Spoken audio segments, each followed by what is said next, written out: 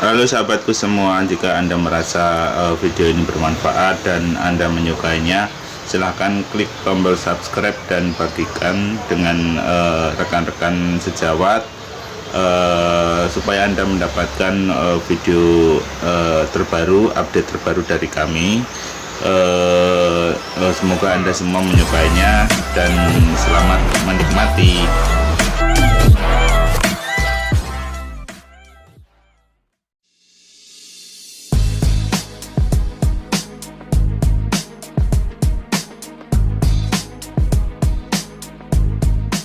This is SARS-CoV-2.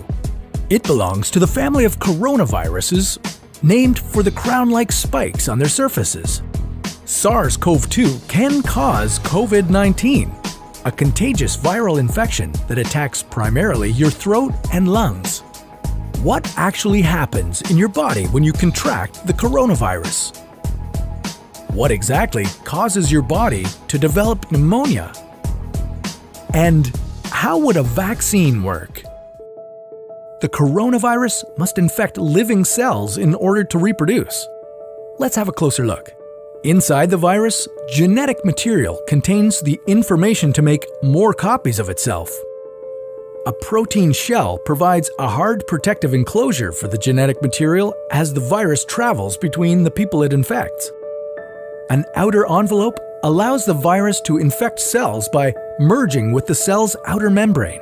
Projecting from the envelope are spikes of protein molecules. Both a typical influenza virus and the new coronavirus use their spikes like a key to get inside a cell in your body, where it takes over the cell's internal machinery, repurposing it to build the components of new viruses. When an infected person talks, coughs, or sneezes, droplets carrying the virus may land in your mouth or nose and then move into your lungs. Once inside your body, the virus comes in contact with cells in your throat, nose, or lungs. One spike on the virus inserts into a receptor molecule on your healthy cell membrane like a key in a lock.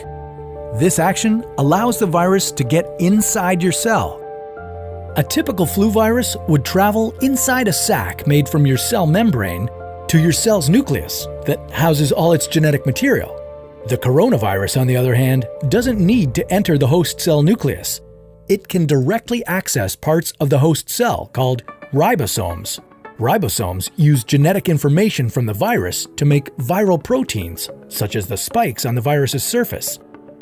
A packaging structure in your cell then carries the spikes in vesicles which merge with your cell's outer layer, the cell membrane. All the parts needed to create a new virus gather just beneath your cell's membrane. Then, a new virus begins to bud off from the cell's membrane. Now, with the virus spreading in your body, how can you develop pneumonia symptoms? For this, we'll have to look into your lungs. Each lung has separate sections called lobes.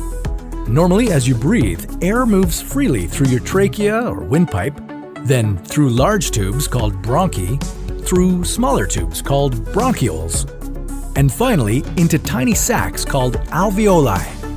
Your airways and alveoli are flexible and springy. When you breathe in, each air sac inflates like a small balloon. And when you exhale, the sacs deflate. Small blood vessels called capillaries surround your alveoli.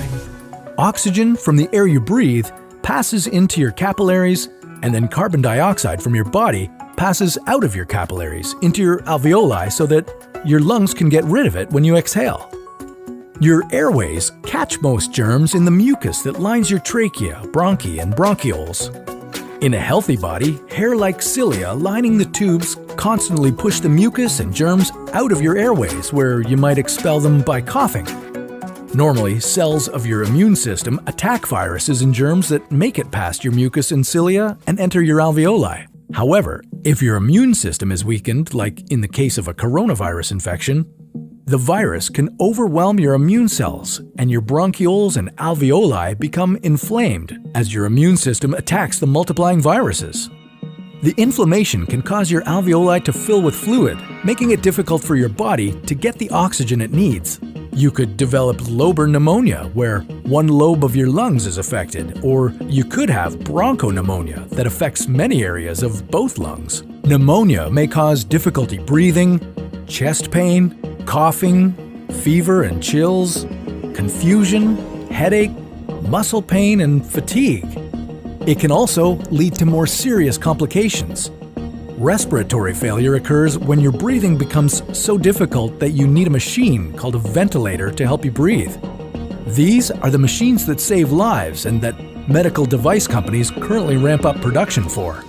Whether you would develop these symptoms depends on a lot of factors, such as your age and whether you already have an existing condition.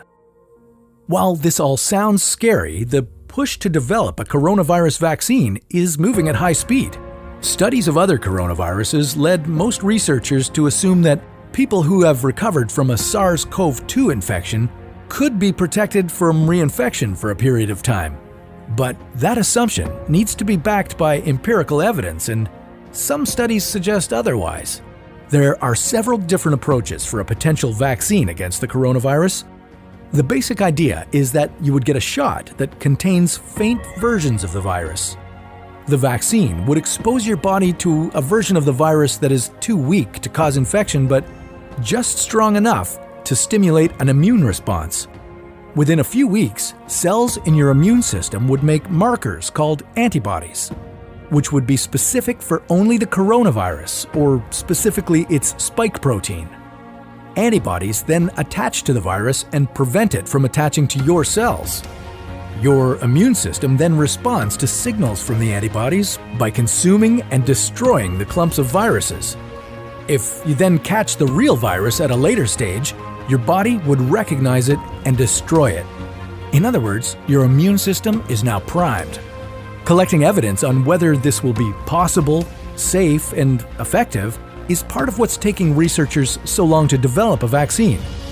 It's a race against time to develop a vaccine amid a pandemic. Each step in vaccine development usually takes months, if not years. An Ebola vaccine broke records by being ready in 5 years. The hope here is to develop one for the new coronavirus in a record-breaking 12 to 18 months. While all this will take time, stay home if you can, to protect the most vulnerable. And don't forget to wash your hands for at least 20 seconds and as often as possible. This video was a collaboration between Nucleus Medical Media and the What If channel, where we usually dive into hypothetical scenarios about the human body, humanity, our planet, and the cosmos. Check out our channel by visiting the link in the description below.